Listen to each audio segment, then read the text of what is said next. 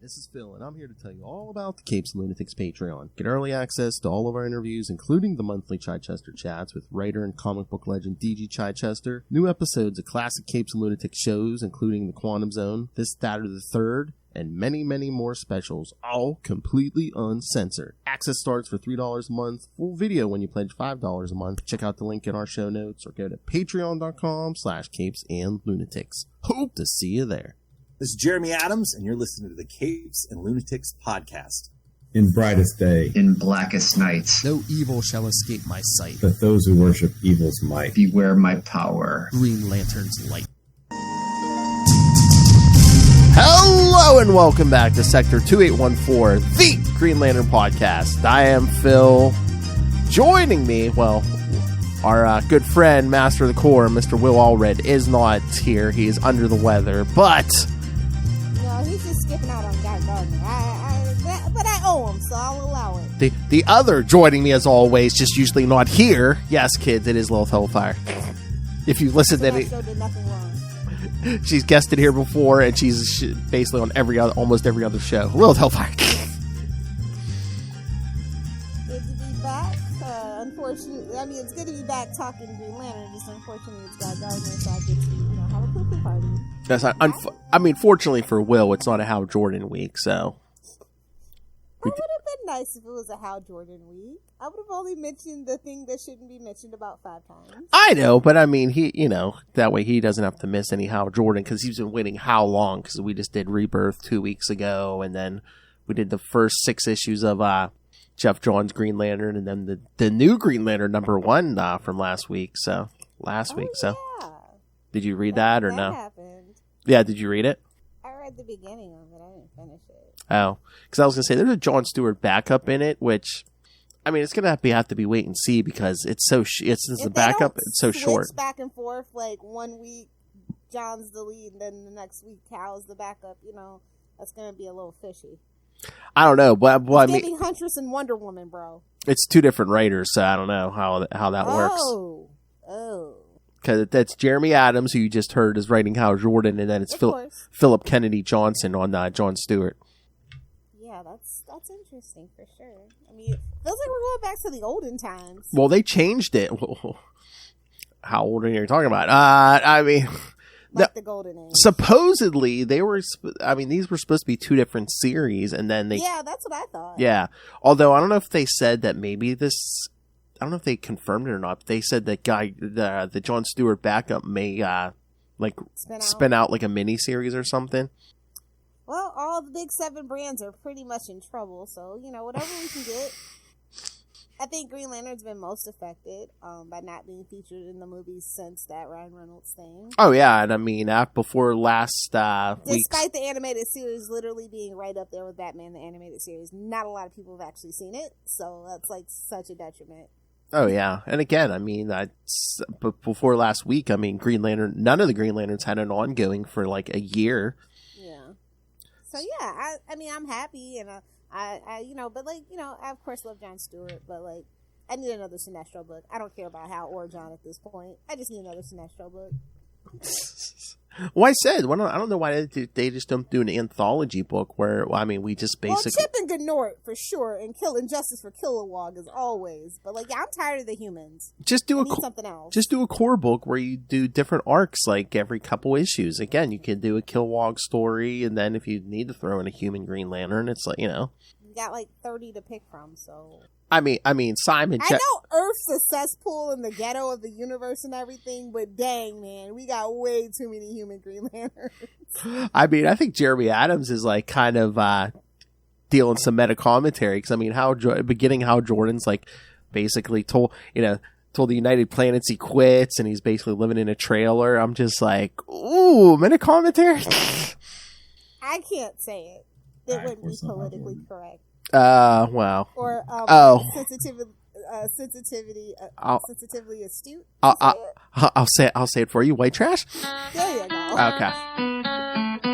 Actually, Hal Jordan, using that in the terms of Hal Jordan is an insult to white trash because he's a cop. He's a bootlicker. So no. That's the thing, though. It's like, that's the thing, because it's like sometimes they want him to be the cop, especially they want him to be the stiff, straight, white cop guy when it comes to like Oliver Queen's liberal. But then it's like, but then they want him to be the maverick test pilot sometime, the guy who doesn't, follow the rules. Any Air Force pilots, a lot of them are pretty conservative, so they're kind of on the money about that. Yeah, but historically speaking. But it's like, if you want to write him like that, write him like that. But then it's like, sometimes they want him to be the guy who doesn't follow the rules. Well, it's like, well, pick a personality. Well, he is a white guy, so. I know, but it's like, I think they in the military, yeah. It's a whole thing. Like, look, listen. I'll just tell you, I don't find it out of character or offensive. I know plenty of people in the Air Force and military just in general, so. I'm just saying, some of the stuff kind of on the money.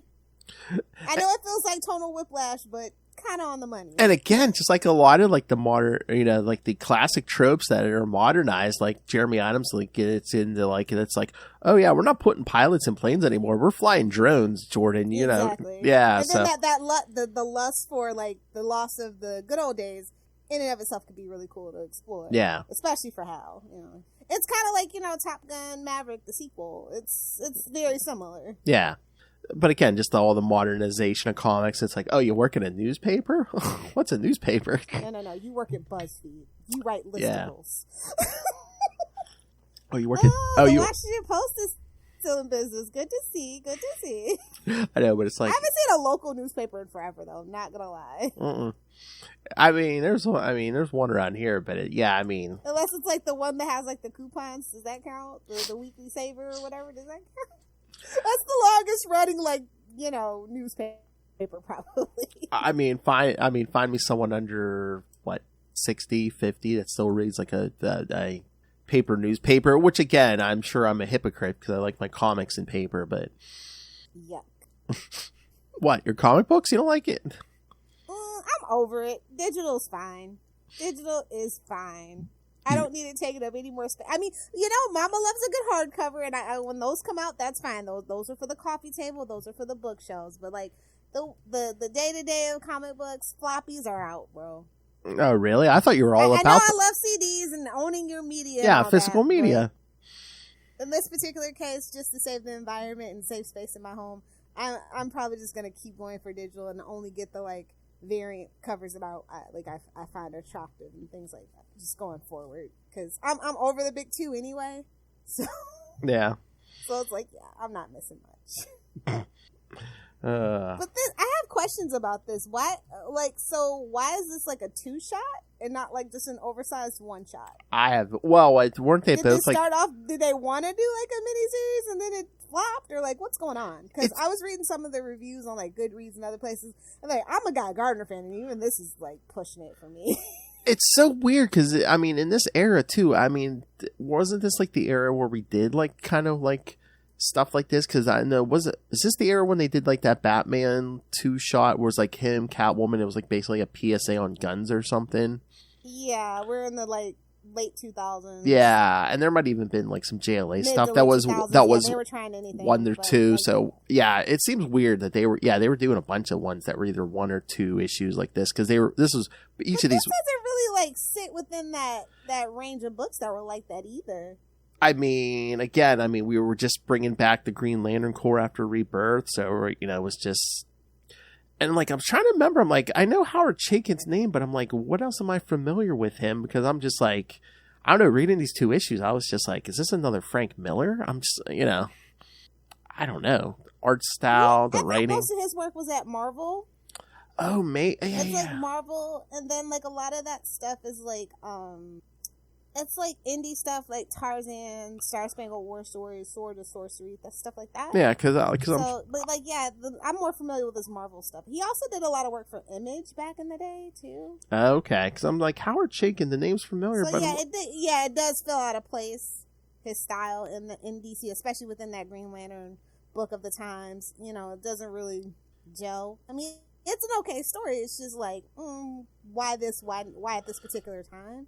Yeah. Why these random assortments of characters? It's like, I was like, oh, it's like the 3-pack. We got Gnort, we got Guy. Because I don't think I read this before. Because I read this and I was just like, because I know Will and I were praising. We're like, yeah, we kind of finally get some like better Guy Gardner like post Green Lantern Rebirth. But I was like, yeah, these two, you know, not. Yeah, I mean, they're serviceable for Guy in my personal opinion because I don't care about him. Like I said, I was reading the reviews and the fans were like, ooh.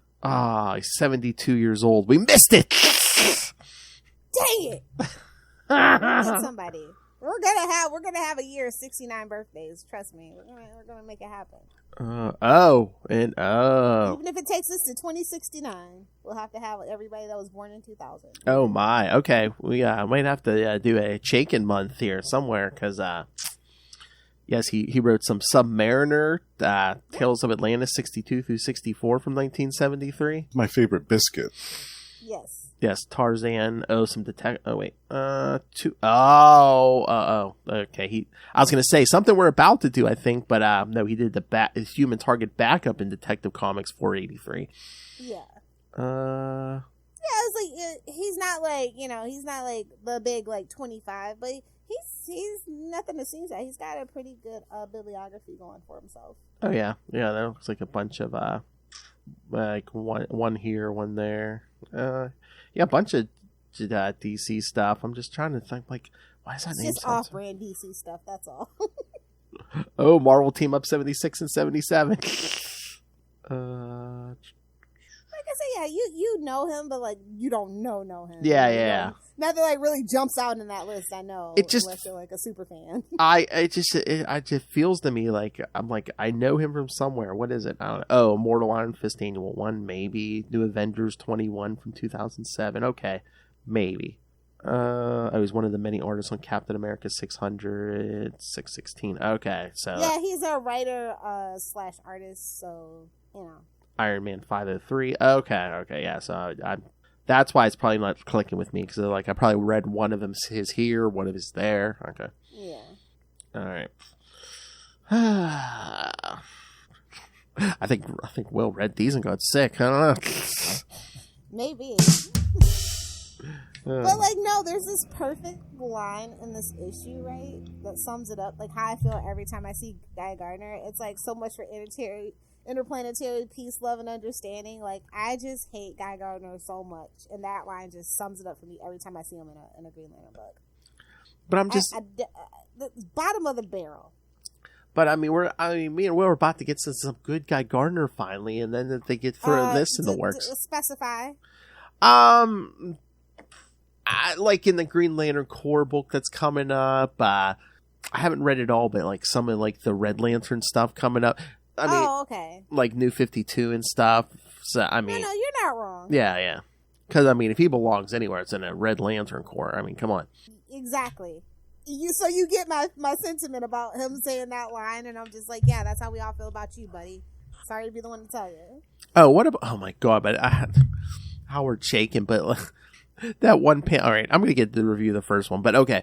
But that one page, I think it's in the first one where the girl's at the bar and she's wearing the shirt that says "I love big black capes."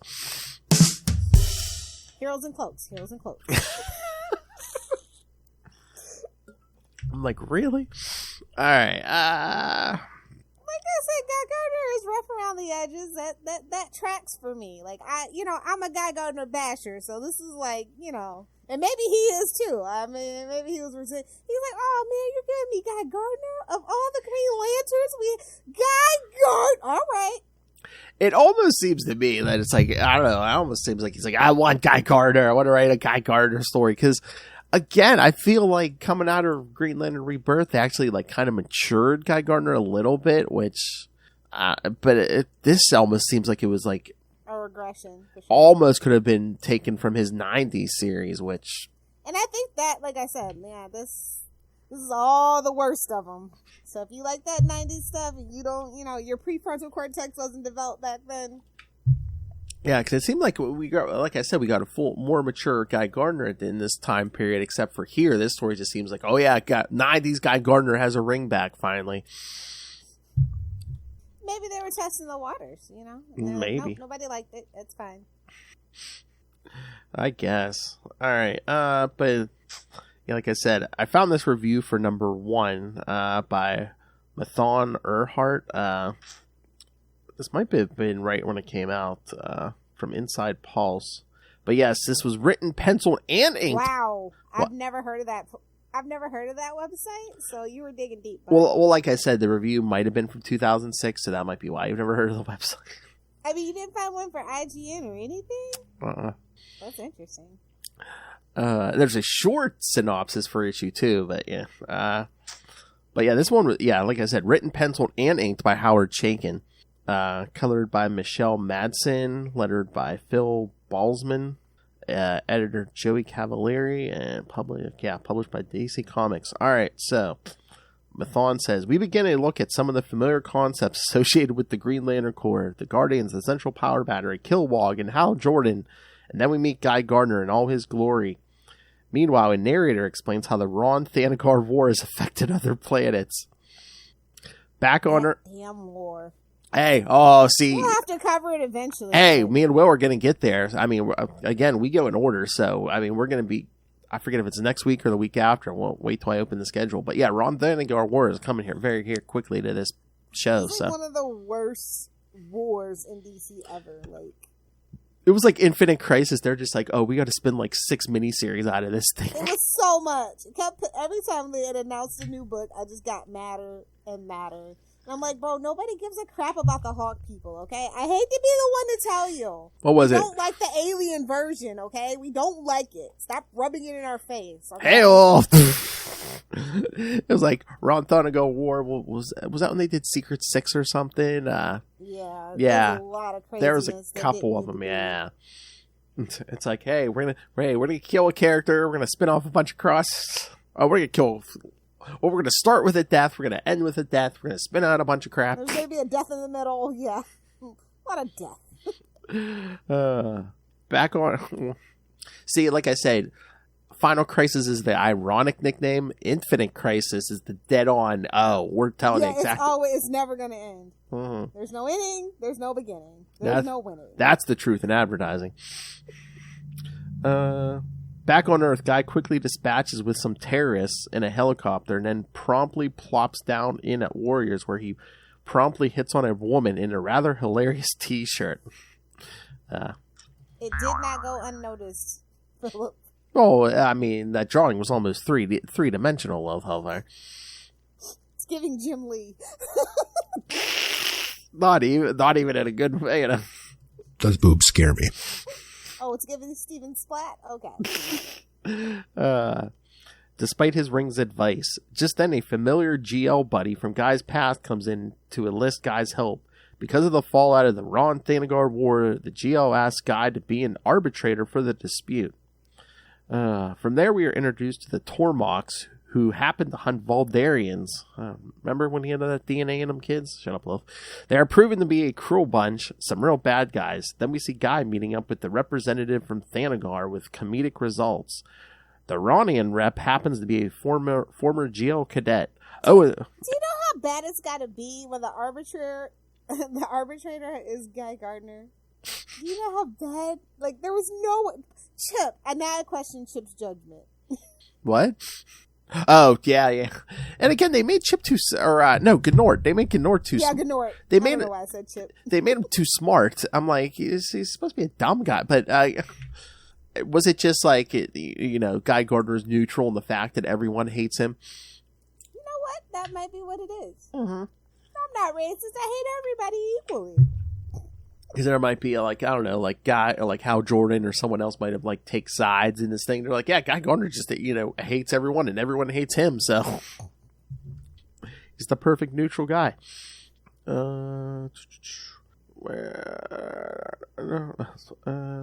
Then we see Guy meeting up, with both the representatives are female, and then the bomb drops. The arbitration is to take place at Warriors.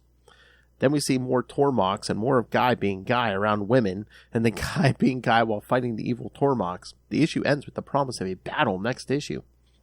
What can be said? Chaykin is the perfect guy to write a Guy Gardner solo book. His Guy is both the star of the action and the butt of the joke. Chaykin's jarring retcon of a fan-favorite GL will probably result in some backlash, but within story explanation is a decent one. The mining of the Rann Thanagar War for yet another story seems a tad forced, and the evil Tormoks are paint by the numbers villains. But anyone expecting nuance in a guide tale clearly doesn't grasp the character. This begs the question: isn't 48 pages of Guy Gardner too much? And that's what I'm saying. Is that why they did 2 issues? Because each one was 48 pages. Is 2 48-page issues easier to swallow than like one 96-page issue? I guess you have a point there.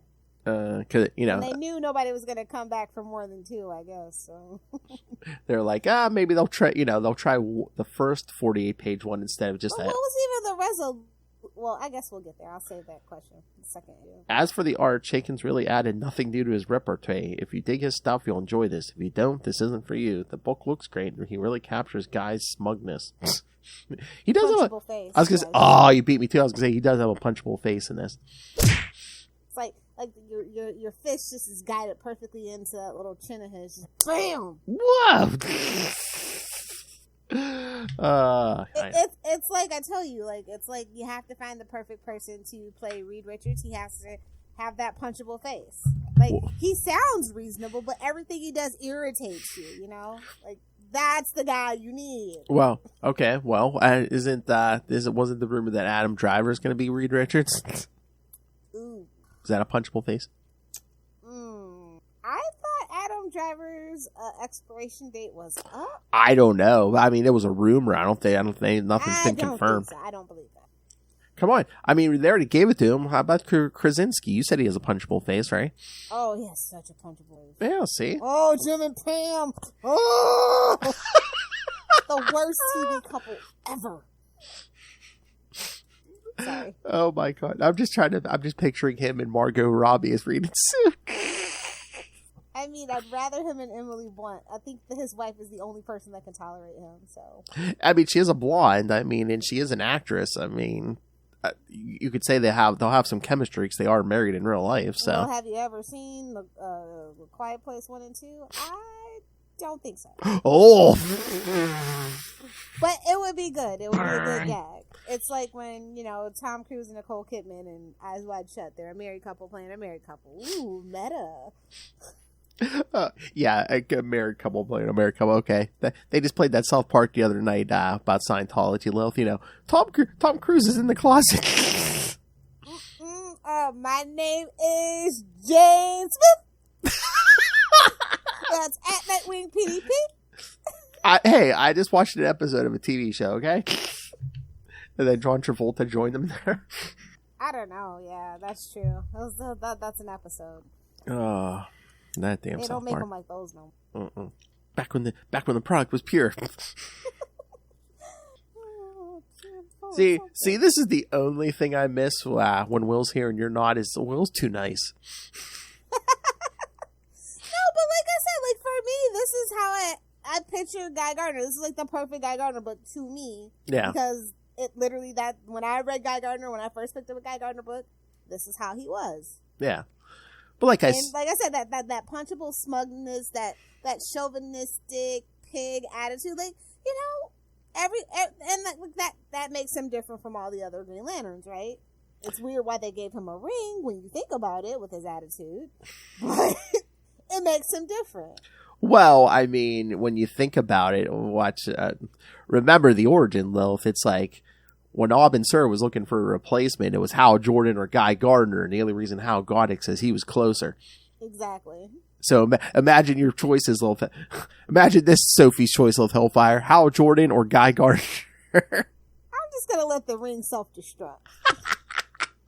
I'm just gonna blow up the lantern and. Again, it just came down to Hal Jordan's closer. Let's like. I need that to be in the Green Lantern live action movie, honestly. Oh, how funny would that be?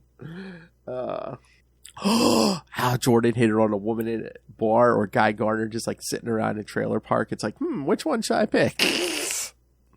There's your live action movie. But no, like I said, Guy Gardner has his fans, and he does scratch a certain demographics itch, so I get why he exists. And, it's not my cup of tea, but like I said, I mean, I guess you said he matured and grew, but like, I guess some people didn't like that. Howard Chaykin certainly didn't like that. He's like, we're going to hit the rewind button. I mean, they toned down like the misogynistic side a little bit. I mean, he was still kind of crazy, but they kind of channeled it more into, oh yeah, I'm going to punch this villain in the face and ask questions later, But I mean, the last couple of years, they haven't done much with Guy.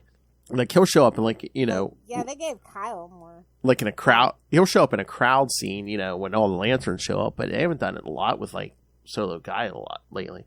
Yeah, they were focused on Kyle for a while. Yeah, although they haven't given Kyle a lot to do lately either. The best thing he did was like that White Lantern. Yeah, that was really good.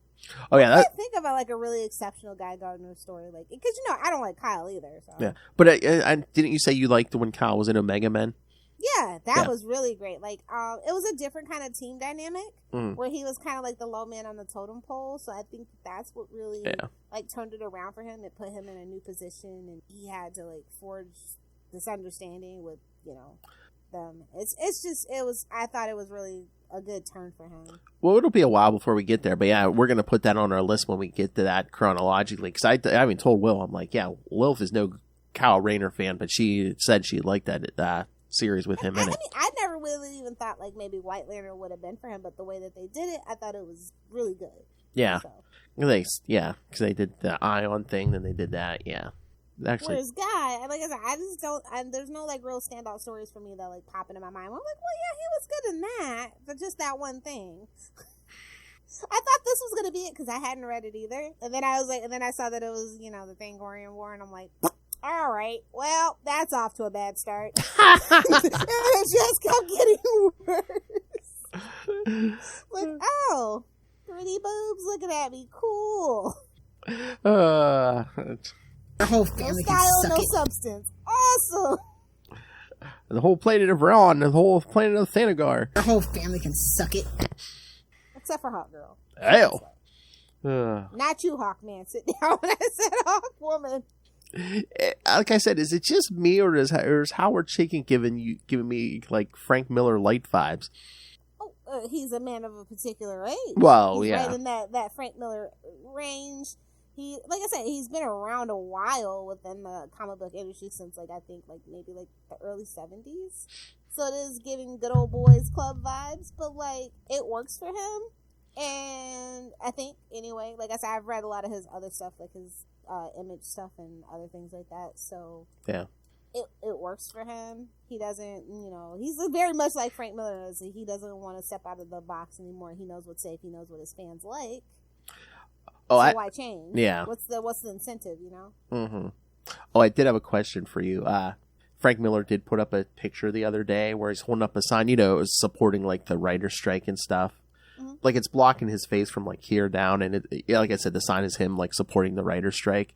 Would it be wrong to like manipulate Yes. that photo to Yes, it would. Oh, okay. Do not do your mother's a whore. Okay. Find another picture, Phil. It's bad when Lilith Hellfire is the voice of reason on that. Oh, if it's another picture, I can do it. Yeah. Okay. Just not that one. Like if he's just holding up. We support the writer's strike in those. Okay. Cases. Like if he's just holding up a random comic book, I can. Okay. Yeah. Your mother's a whore comics. Your mother's a whore number 1. Your mother's a whore. Although, I want some royalties if you go with that, Frank Miller. Your mother's a whore. I can see the Dino rubber stamping that. They're more focused on mummies and aliens, right? Oh, wait a minute. They're focused on your mummy's a whore. Your mother's a whore. Have you read Ancient Enemies or anything like that? No, is that their new stuff? That's their new stuff. Okay. Yeah. No, I haven't seen it anywhere, so I mean. Oh, really? Yeah, my old comic book shop had it all the time. I mean, if I go around, I might be able to find it on one of them, but yeah, no. Are we gonna have to review? Should we review that for Salty and Petty or something? Oh yeah, if you want to. I mean, if you're familiar with some of the old stuff that he did for DC that he pulled the rights back from, I mean, yeah. Okay. Nothing to write home about, but like they are trying to make like a universe, but like not, So Frank's writing, is he doing art too, or they're for his book he does the writing and the art. and Dan does, the writing and got somebody else on the art on his book, and they're trying to like weave those two together, maybe sometime, seeing how it goes. And they just had another project too. So is it two? Is it just 2 books right now, or? I think it's like 3 at this point. Okay. I'll have to double check. Okay. What's the name of that company again? I think it's just the Frank Miller comic book company or something. Oh, okay. Okay. I'll get back to you, but I think it literally is just Frank Miller Comics. What's the name of your company, sir? Your mother's a whore! Exactly. Incorporated. And that's it's like, yeah, that's what I'm talking about. Oh, Frank Miller Presents. That's what it is. Okay. Yeah, I'll have to I knew it was his name. I didn't know if it was like comic book or what. Yeah. It's Frank Miller Presents. Oh my god! Because look at the card. That's what I've been thinking lately. I'm like, for weeks we don't have anything for Salty and Petty. Should we be covering like stuff like that? Like stuff that isn't the big 2. Archie is in a great horror mood. I'm just saying. Okay, so send me some suggestions. I know nothing about Archie. Send me suggestions. And these are books you don't need to know anything about Archie. You just need to know the references that they're referencing. Archie's very much pop culture. They are. So surprised you're not. I've been looking. I've been trying to do my homework, scrolling the internet, looking for this stuff. I mean, it's just indie books are so much better right now. Jim on the cosmic side, especially if you're into cosmic stuff, there's so much great indie stuff right now. Jim Ballard's drawn naked women. That's what this issue could have used, honestly. If it wasn't a DC book, it probably would have been. But yeah, the first issue just kind of left me like, okay, why is this so long? Hey-oh! You know why it was so long? Because I know Lilith likes it long. Yeah, touche. Gotcha. Bazinga again! I have 20 drops of, Lilith likes it long. Bazinga! Yeah, I do. Hey. Let's talk about issue 2. I actually enjoyed issue 2 more than issue 1. Yeah. They're both 48 pages, but issue 1, lots. I knew it was the last one. And lots of setup in issue 1 too. Yeah, literally like 36 pages of setup. I know. Yeah. All right. So it's the same team on 2, but here's the quick synopsis. As the war, I like the cover better too. Oh, with the exploding lantern and stuff, and yeah. Look, like a good glimpse of that punchable face, Yeah. It is. It's a really good shot. And doesn't it have a variant black and white cover or something? Right? I don't know. It might. I'm not seeing it here, but it might. I feel like this had a variant cover, but I might have made that. Lil's like, she's trying to will that into existence. No, but 2 is kind of creepy too. They've got the people covered in goo. In pre-fornication mode.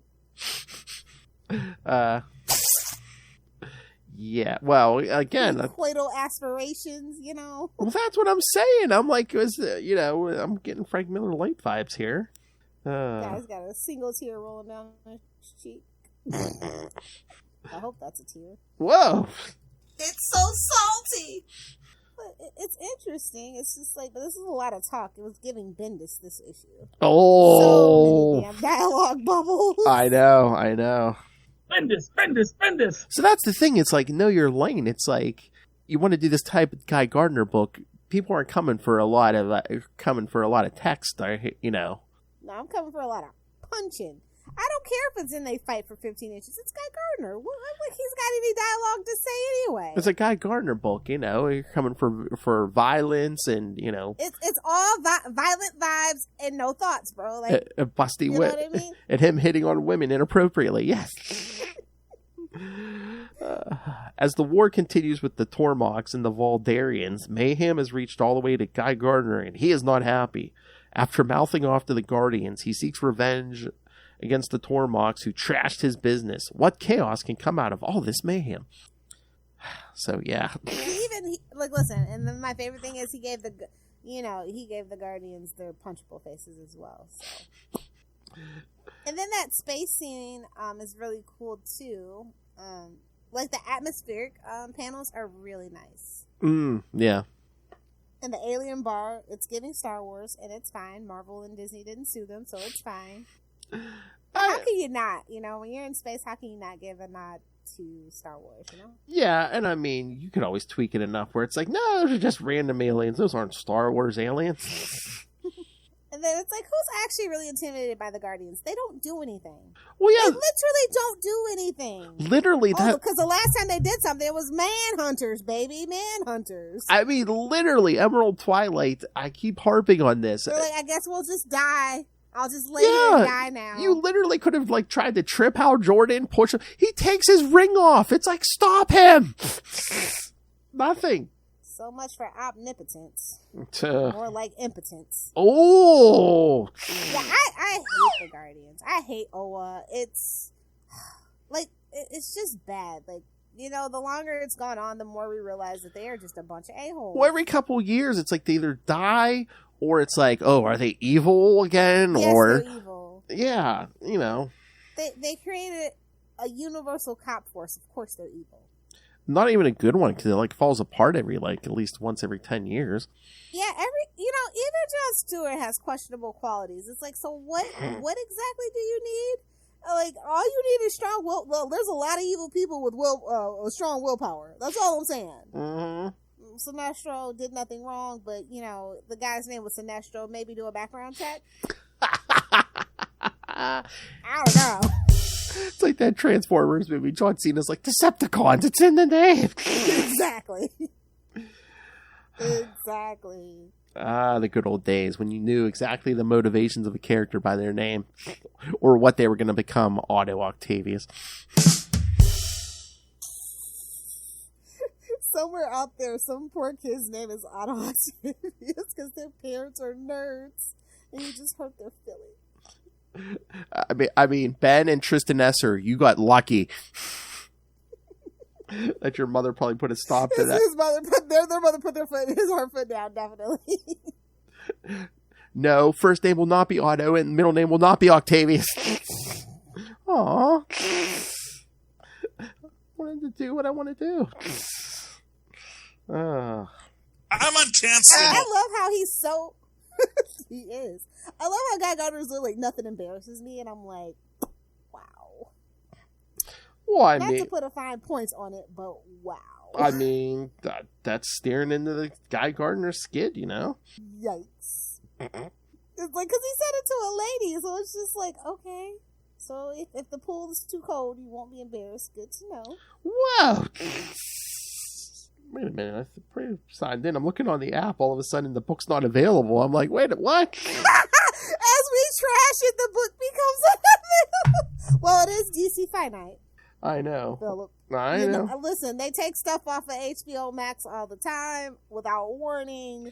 Well, DC Infinite. Became HBO Max overnight. Well, usually if it's like that, it's like, oh, I've been signed out, I got to sign back in. But I don't know, I'm pretty sure I'm signed in, so I don't know. They're like, oh, somebody's bad mouthing it. Take it off. Take it off.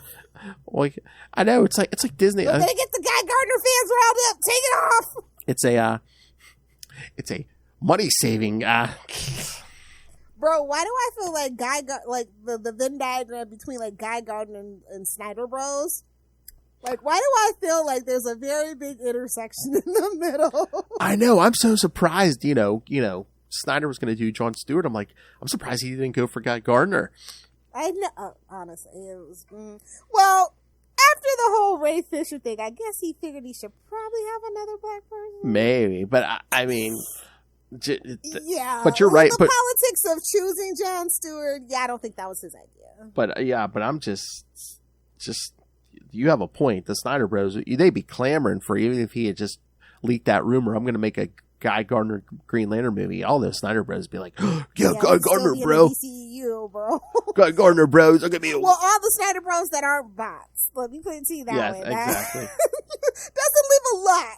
As far as I can tell. No. A lot, but the ones that are left, I feel like... You're so right, because I can just hear it now. They'd be like, oh, there's not going to be a wimp like that Hal Jordan or Jon Stewart. Yeah. Yeah, I hear it. So. I mean, honestly, this wasn't even enough action. And then you have, like, like I said, I really like the space scenes, and but like Guy Gardner just doesn't have anything to say. So why there's so many dialogue bubbles? I'm so confused. Well, that's the thing, though. I mean, I get the. He didn't even have that big of a fight in this issue. I know, and like we were saying, it's like, I guess it's about like peace and all that stuff, but like no, it really actually wasn't. That was just a shady premise that was thrown out of the window very quickly. Well, like I said, I think the premise was sound, where it's like, oh yeah, Guy Gardner's going to be the arbitrator because everyone hates him, so he's a neutral guy. But it's like, I don't know if he nailed the theme on this, because it's like, yeah, it's a Guy Gardner all over book. The place. So you need more punching. So there is another line. One of the quote unquote villains says, "Just remember to see that it is your enemy who does the sacrificing." Life pro tip from Lilith Hellfire. Couldn't agree more. I mean, some of it's not bad. It's not shabby. It's not what I would prefer, but like I wouldn't prefer a Guy Gardner story. This could have worked if it was some other character. I think with all the dialogue and the less fighting and the search for peace and love and understanding. Like Guy Gardner, scream Guy Gardner. Guy Gardner, the quest for peace. Mr. Gorbachev, tear down those walls. Oh my God, can you imagine if we did the quest for peace with Guy Gardner? I'm going to get rid of all your nuclear weapons. And I'm going to keep them for myself, see? Then the governments of the world just like banned against Guy Gardner. Oh yeah, absolutely. And then Lex Luthor's like, even Lex Luthor was like, yeah, no, I'm going to go against that guy. He's going to be a problem. That's what Peter David said. His Superman 4 script would have been, Superman announces he's going to get rid of all nuclear weapons. And then the next thing you just see the UN go, yeah, get us Lex Luthor. Yeah, exactly. Immediately. We meet again, Hackman. Nice. So, didn't even really end, like, was this supposed to end on, like, a hopeful note, or just really piss you off and not make you give two jots about the war that's coming, or, like, cause, like, what was, like, I literally closed the book, and I was like, what was the point of that? Was it supposed to be a tease for the Rann Thanagar miniseries, were they just like, was that his only marching orders? It's like, oh yeah, tease the Rann Thanagar War. I don't know if did they even specifically say Guy Gardner. He's like, oh, I know, I'll use Guy Gardner. And they were like, okay, go ahead. Yeah, we're not doing anything with him. We won't be doing anything with him. You're not going to mess up any of the good Green Lanterns. Okay. Exactly. And that's so unfortunate for Guy Gardner and his fans. Like, I feel like he is literally the redheaded stepchild. Like, But again, I mean, we are going to get some better stuff because, like, once Green Lantern, I think, Green Lantern Recharge might come first, and then Green Lantern Corps. Well, basically, him and Cal like team up for a while. That's a lot better. Oh, that's going to be hilarious. Oh yeah, that's going to be the blind leading the blind. How dare you? I mean, the clueless leading the clueless. Oh, damn! She's so mean, kids. I mean, it's odd that they would put those two together. I would have put them with, like, Jessica or Simon or even Sir Jerder just to kind of, like, soften them and give them kind of a different dynamic. But, yeah, the clueless leading the clueless. I hope there better be at least one fist fight in the first 3 issues, because those personalities are going to clash. It's just not believable if they don't get into a fist fight. Is there going to be a clash between Guy Gardner and... Yes, there will be a clash. Exactly. I mean that's kind of like the thing, like, and it's that trope of men, men don't talk it out, they punch it out, and then whoever won, you just get up, dust yourself off, and you're good, that kind of thing. That kind of still is, it's kind of guys' thing. Oh yeah, because women are more mature and talk about each other behind it. Just ruin your life. They will internet bully you until you cry, or give yourself sewer slide. So give each other eating disorders and something. Exactly. Just mental anguish for the rest of your life. Mean girls. Men just punch each other a few times and then go, bro. It's because men are simpletons. Just the way. I'm kidding. Just the way Lilith likes them. Exactly. I was going to say exactly. No problem with that. So yeah, like, that was the only thing that I was just like, oh, I mean, cool, Guy Gardner got a shot in the spotlight, but why? Yeah. again, maybe just Howard Chaykin wanted to, because that just seems so random that DC's like, put out like a 2-issue Guy Gardner thing. Like I said, especially since he's gonna like start showing up with like Kyle and a bunch of the alien Green Lanterns and like Green Lantern Corps and stuff. So. And then that creepy sequence where he has the headphones on and his face starts changing. I'm just like, what is this? I have no idea. Sex on the mind. Is it fetish? It's fetish? Okay. When I don't understand something, usually it's a fetish. Okay, that's fine. No kink The change. big finish. Oh, there was no big finish. No. That was the most disappointing thing of it all. So we went from... okay, so you're saying we went from green... They gave us blue balls like we're some kind of guardians. Yes! Green Lantern to blue balls, yes. Yeah. Yeah. Yeah. You know what, though? I will say something nice about Guy. I actually like his costume. Mm. I like his boots and I like his gloves and his jacket. It gives him that definitive edge over all the other Lantern costumes, right? Mm-hmm. It's very personalized. I like that. I like the design. I think he's the best designed Green Lantern. There, I said something nice about Guy. Again, I mean, he serves a purpose, but... And again, I mean, would we rather have a Guy Gardner who is, like, rubs people the wrong way? Or, we don't want, like... I mean, again, we have 7 Green Lanterns from Earth. Do we really want them all to have the same personality? No. No, but again, it makes me question why he got the ring. It's like I said, like, it's got to be something more. Like, Simon, as bland as he is, like, I get that. Jessica, I totally get why she has her ring. She deserves that ring. Oh, yeah. Even Hal, to an extent, as much as I hate him, I totally get it. It makes sense. Oh, yeah. John always felt a little weird, but, like, good to have him aboard, just to be perfectly honest. Especially that original architecture thing. Like, I was like, oh, okay, I guess. It makes sense. He can visualize stuff in his mind and for the constructs and stuff. But... Don't get me started on that, because I loved him as the architect, as like instead of another military guy. Yeah, I loved him as like the smart Green Lantern. You know. Yeah. Maybe if we position hard enough, they'll go back to that origin. Maybe. Do you think they just steered into that skid? Because wasn't that like? I think architecture actually. Who really knows an architect? You know what I mean? Who are you, Art Vandelay? Oh, you beat me to it. So it's like kind of hard to like picture that, focus that, pick somebody's brain. But everybody, probably almost everybody, at least American, knows at least one person that's in the military, right?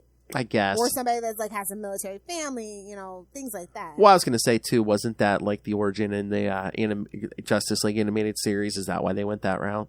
Quite possibly. Because I know a lot of that great stuff, like Batman the Animated Series and Justice League Unlimited, did kind of, and rightly so, affect the books at the time. Yeah, because some of the younger people, that was their first exposure to Jon Stewart. Yeah, and it was a triumph to even have Jon Stewart in that JLU cartoon stuff. Oh yeah, that would have been completely different if you try to like put Hal Jordan in there or something. But I think a lot of that had to do too with who they wanted to voice it and things like that. Oh, true. Yeah. I think the voice actor actually petitioned really hard for them to actually include him. So, yeah. But I don't know. Like, it's to me, like I said, I'm not a fan. I think it's a decent story, but just like, why'd they copy paste Guy Gardner into it? Again, it's just... Like, the Green Lanterns get dragged into a lot for no reason. Like, some of those crossovers, like, why are you guys here? Well, and again... This is such a human petty squabble. Why are you here? Well, and once again, I mean, the Green Lantern Corps has just come back after Green Lantern Rebirth, so is everyone just all crazy to be like, oh, we could do all kinds of space stuff again, we could have all these Green Lanterns again? I mean, and like I said, be out in space. I'm sick of being on Earth. Please get us out of the ghetto.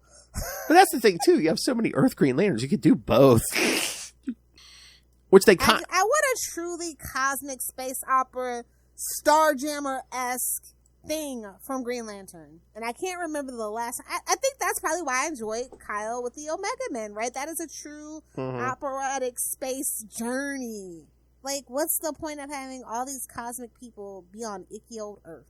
And that's what I think I like about this the most. Like I said, like the atmospheric scenes are really great. I love that we're not on Earth. I love that we're trying something different. They even mentioned Gnort, like they bring him into it, so that's cool.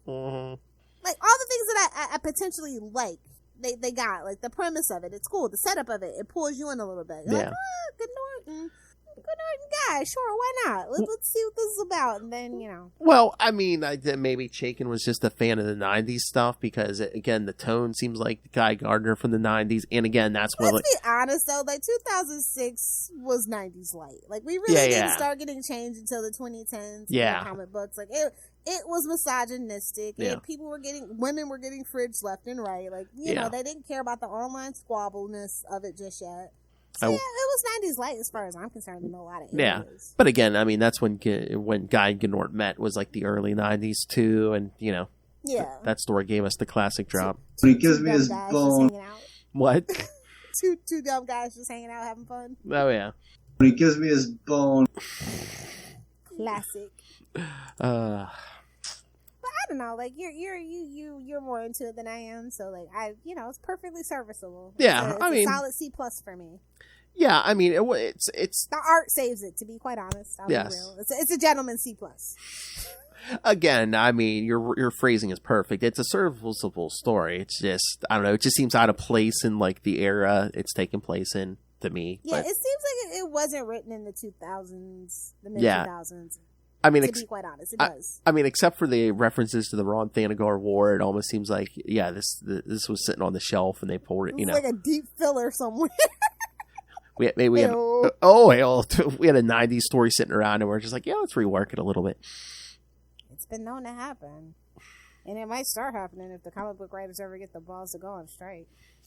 Or we're going to get a lot more TV and movie writers kept writing comics again. Oh, that was so terrible. That was so terrible. Like, I'll tell you one thing about soap opera fans. Like, when the writer strikes happened, they literally called in their top super fans to do it, and they didn't miss a beat. Didn't miss a beat. Nice. I thought that was really cool, but sad, too. Like, you're a scab. Shame on you. Not to get too political, but shame on you. Yeah, but if certain comic companies wanted to hire certain podcasts to write certain titles, I mean, I don't know, that'd be tempting. I wouldn't do it during a writer's strike, I'll tell you that. Yeah. I will write under. Hey, I stand with my comrades, bud. We have to use a pseudonym. I will write under my pen name, Charlie Esser. I will write under my pen name, Eve Heaven Water. Oh, golly gosh, there's a writer's strike? I didn't know. Oh, you don't want to know the things Eve I've Heaven done. Water. Oh wait, if you could write under Charlie Esser, I have to write under Miles Manzor. Yeah. They said they weren't cancelable. Let's see. For quality. Bing. Nobody tell full stream ahead. It's legally admissible evidence. Exactly. I concur, Doctor. Anyway, I am curious to see what Will thought about these issues. Yes. Because, like, he's so nice and he's so lean and he has just this really great knowledge and an ability to see things in a way that I can't for a lot of the Green Lantern characters. Yes, I will ask him next week. But like I said, it's a solid C+, which is like an A for Guy. Oh, yeah, when it comes to me. If we're grading on a curve, it's basically an A for Guy. Yeah, exactly. Oh, no. You know what name you have to write under during a writer's strike? Brian Cronin. Ryan Tronin, you got it. All right. Anything else? Little Hellfire? That's been our weekly poo-poo on Brian Cronin segment. Hey, it's been a while. Come on. It's been a while, actually. Yeah. We were too busy with Frank Miller, that's why. It's been a while. Nobody tell Brian! Except Wells. We got a lot of people on the poop list right now, so. I'm just waiting for Cronin to put out a bunch of Frank Miller articles. So. Well, if it hasn't happened yet. Maybe he's behind on his listening. I don't know. A listen is a listen and a view is a view. I'll tell you what. That's true. Nobody tell Brian! We can't be getting picky. All right. Wait, what's the anniversary? What's the biggest next anniversary for Greenland? Well, we already did the Alan Scott one, didn't we? Because that was 1940. It's a wow, because with the next, I don't know, because Hal Jordan's was like late 50s, right? So it's probably going to be a few years for Hal Jordan. Yeah, I'm curious to see what they do for that. I was going to say, I mean, because they didn't do much for Ellen, if we're going to be real. Yeah. Well, but allegedly he's getting some vindication, especially with his backstory, so we'll see how that goes. I was gonna say, when was Jon Stewart's first appearance? That was like the 70s. It was a Green Lantern 87, December 1971, January 1972, so we kind of missed the Jon Stewart anniversary last year. Oh, that was the year before we did some Jon Stewart stuff, wasn't it? For Black History. Yeah, it's a little bit. I chose not to do any for Black History. Oh, I wonder, next year will be like the 30th anniversary of Kyle Rayner. Yeah, let's you and I will do something and, tag me in. Okay. But no, like, I don't know. Like I said, I didn't mind it. It wasn't that bad. I thought it was going to be worse. Okay. To be honest, the bar was low and they stepped over it, so good for them. North Hellfire, you're always welcome here. Okay. She's like, it depends on the issue and how drunk I am. I'm sober because it's right after work and I didn't have a chance to not be sober. But yes. Lil, can you fill in for Will? Yes! You caught me before I drank. Yes! Exactly. Literally, bro. I was going to go home and have some fun, but I was like, oh, okay, no problem. Although if you want drunken reviews, yes, join the Patreon right now. This summer. Join the Patreon. Oh, torture chamber. Summer torture chamber. That's right. All right, kids. So next time, Will should be back, and we're going to cover, here it is. The 6-issue Rann Thanagar War miniseries. Okay, good. I hope it makes sense now. Yes. That actually leads in and makes sense. And the Infinite Crisis Special #1. Oh, and we never recovered. No. Like, they should just change your name to Infinite Crisis Comics at this point, to be quite honest. Explain it to the kid. No, really, we're in the Black Comics. Oh, no. All right, so send your thoughts and tell this little Hellfire what a good job she did. Email us, CapesandLunatics@gmail.com, or call the voicemail 614-382-2737. That's 614-38-CAPES. And again, find everything Capes and Lunatics, episodes, social media, merchandise. Again, the Patreon if you want to hear Lilith Hellfire's drunken reviews of Heroes Reborn. Subscribe to the YouTube, but you can find everything on our website. That's tubespace.io/Capes and Lunatics Podcast Network. That's tubespace.io/Capes and Lunatics Podcast Network. And since he's not here, go find Will Allred and his many works, Crossover Division, Diary of Nights. I'll tell you he's on all the social medias, but he's never on them. But good for him.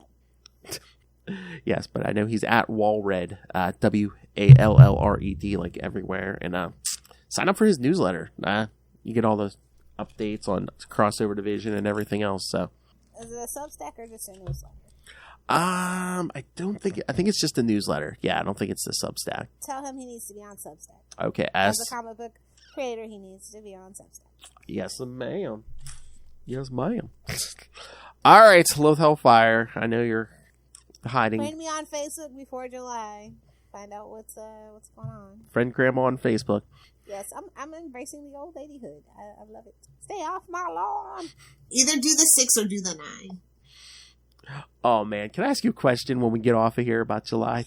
I have. Sure. Okay. I'm not gonna tell you what it is. Okay. Is it something you've mentioned before? Yeah. Okay. Oh, so you pay attention sometimes. You can ask me questions, but try to donkey punch me now, bitch. Hey, we were keeping it clean for Will, Philip. I didn't curse once this episode. I keep that to salty and petty, and when I'm upset on Spidercast. when Will invites a Lilith Hellfire to take his place, I think he knows what he's in for. I like to keep it family friendly, just in case. I know. No, he's fine with that. Just like with Kristen. When I guest on Nightwing News, I will be on my best behavior. Stay tuned, kids. Episode 200 of Nightwing News is coming up here soon. I don't want to disappoint the professors, so... The real professors, anyway. The real professors. All right. All right, kids. Thank you for joining us. In 1 week, Will is back as we talked around Thanagar War miniseries and the Infinite Crisis special. The final crisis. They lied to us. I told him if I knew we were gonna podcast all other Green Lantern stuff. I told him he should have did a pseudonym like you. His name should have been Will Power. Oh, nice. See, kids, a new Green Lantern podcast with a guy named Will. All right, kids, come back next time. And remember, keep your friends close and...